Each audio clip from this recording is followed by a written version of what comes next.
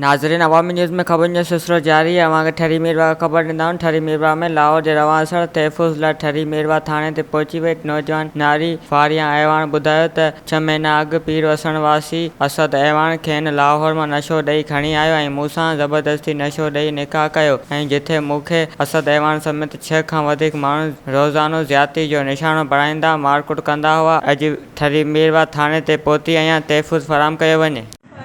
मैं राशन लेने गई हूँ, कुछ लोगों ने मुझे 4 लोग थे जिन्होंने मुझे अगवा करके यहाँ पे ले आया।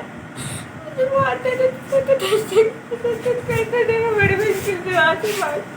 उन्होंने मुझसे कोर्ट में जबरदस्ती निकाह भी करवा लिया था अपने किसी लड़के के साथ। मुझे मारते थे, मुझ पर जुल्म करते थे, मेरे साथ जिना करते थे। 5-6 लोग थे, 4 का नाम मुझे मालूम है, 2 नाम मालूम है। क्या नाम है उनके? एक का नाम है गुलाम मोहम्मद, दूसरे का नाम है अता मोहम्मद, तीसरे का नाम है हक नवाज और चौथे का नाम है असदुल्ला।